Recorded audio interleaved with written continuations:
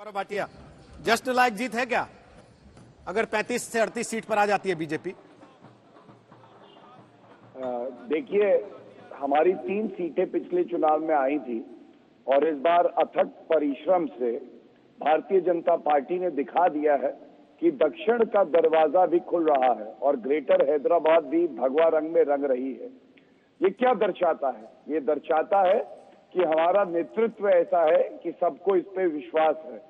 हमारा संगठन इतना मजबूत है कि जिसके सामने कोई खड़ा नहीं हो सकता। और तीसरी बात, जो आम जनता है, जो हमारी विचारधारा है एकजुटता की, उसके साथ खड़ी हुई है। और इसीलिए मैं समझता हूं बिल्कुल जीत होती है और अभी परिणाम आने बाकी हैं, लेकिन हमें उम्मीद है कि हमारा आंकड़ा 43 आपका चैनल दिखा रहा है, इससे और बेहतर हो जाएगा। दूसरी बात मैं कहूंगा, बाकी पार्टियों की आप बात कर रहे हैं, कोई पार्टी ऐसी नहीं है जिसकी सीटें बड़ी हों। टीआरएस की कम हुई है, एआईएमआईएम की भी जो अभी दिखाई जा रही थी कमी हुई है पिछली बार से। कांग्रेस की हालत तो पस्त है, उनके बारे में बात करके क्यों समय नष्ट करें। तो ये एक बात स्पष्ट कर देता है कि जो हमारी विचारधारा विकास की है, एकजुटता और राष्ट्रीयता की है, उसके साथ चाहे उत्तर भारत हो, चाहे दक्षिण भारत हो और चाहे वो तेलंगाना हो, वो साथ खड़ा हुआ है। और इसकी छाप आप आगे जो चुनाव आएंगे उसमें भी रोहित जी देखेंगे कि किस तरह से भारतीय जनता पार्टी बड़ी मजबूती से सारे चुनाव लड़ेगी और आम जनता का विश्वास जीतती रहेगी। ओल्ड हैदराबाद पर सर्जिकल स्ट्राइक कौन सा विकास का फॉर्मूला है सर? अच्छा, आपकी नस्ल खत्म हो जाएंगी ऐसा कोई है नहीं, तो उनसे पूछेंगे ना ये बात फॉर्मूला है। अरे ये बात उनसे पूछेंगे ना सर। नहीं तो हम आपसे तो आपका ही पूछेंगे ना फॉर्मूला।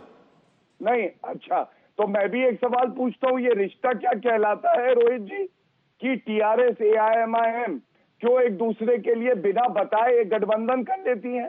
क्या ये जनता नहीं देख रही? और अगर आप जहर उगलेंगे तो उस जहर को नष्ट करना हमें आता है। हम भी नीलकंठी की तरह हैं और हम लोग बताएंगे कि अगर आप जहर उगलेंगे तो हम बराबर आपको जवाब देंगे और दिखाएंगे कि हमारी विचारधारा में कितनी ताकत है। हिंदू अस्मिता एक बड़ा मुद्दा है और जो सांप्रदायिक राजनीति एआईएमआईएम और टीआरएस और बाकी पार्टियां करती आई हैं, उसका अगर कोई जवाब है तो वो भारतीय जनता पार्टी का मजबूत नेतृत्व और विचारधारा है। इम्तियाज जलील, लोग कहते हैं कि आप और बीजेपी नूरा कुश्ती करते हैं, मतलब लोगों को दिखता है कि ये कुश्ती कर रहे हैं, असल में वो फ्रेंडली मैच होता है और उसमें देखिए निपट जाते हैं टीआरएस वाले जो 99 से 58 हमारी तो ख्वाहिश है कि भारतीय जनता पार्टी के साथ एक मरतबा सही कुश्ती हो जाए तो कैसा पटक पटक के उनको वहां से मैदान में से निकाला जाएगा।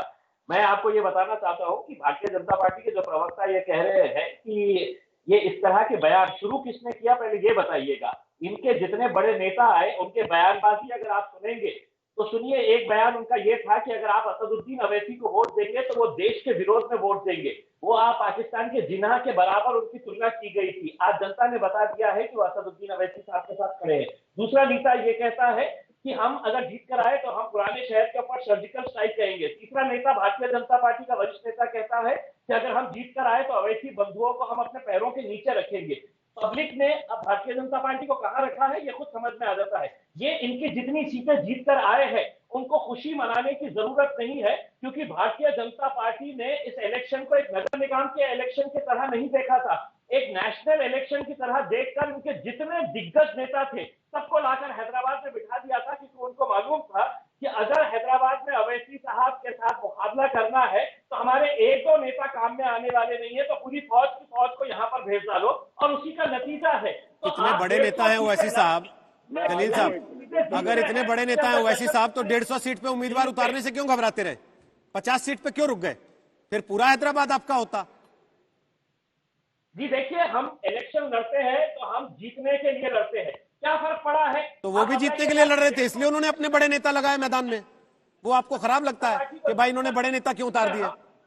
60 सीटें लड़के अगर हम 50 सीटें के करीब जीत रहे हैं तो स्ट्राइक रेट देखा जाता है, ये नहीं देखा जाता है कि आप यहाँ पर भी खड़े कर दो जहां पर आपकी जमानत जब्त होने वाली है। तो ऐसी बहुत सारी सीटें के ऊपर भारतीय जनता पार्टी ने इलेक्शन लड़ी, लेकिन उनकी जमानत जब्त हो गई है कई सारी सीटों के ऊपर। हम जो इलेक्शन लड़ते हैं वो जीतने के लिए लड़ते हैं। कितने आंकड़े हैं, कितने सीटों के ऊपर, और ये पार्टी तय करती है, ये हम किसी से पूछ पूछकर नहीं करते हैं कि आपको कितने सीटें लड़ना है, हमको बताइएगा आप। हमको जहां पर जीत यकीनी होती है हम वहां पर लड़ते हैं। हमने पिछले टाइम 60 लड़े थे, इस बार कम क्यों किया हमने? मतलब जहां मुसलमान वोट ज्यादा होता है वहीं लड़ते हैं केवल। मैं 1 मिनट आ जाऊं। ये कह रहे हैं आप? जी साहब, मतलब ये कह रहे हैं जहां मुसलमान वोट ज्यादा होता है वहीं लड़ते हैं केवल। नमस्कार, मैं हूं अंजना ओम कश्यप। हमें उम्मीद है ये वीडियो आपको पसंद आया होगा। लेटेस्ट खबरों के लिए यूं ही देखते रहिए आज तक, और इस वीडियो के पसंद आने पर लाइक, शेयर एंड सब्सक्राइब करना ना भूलें।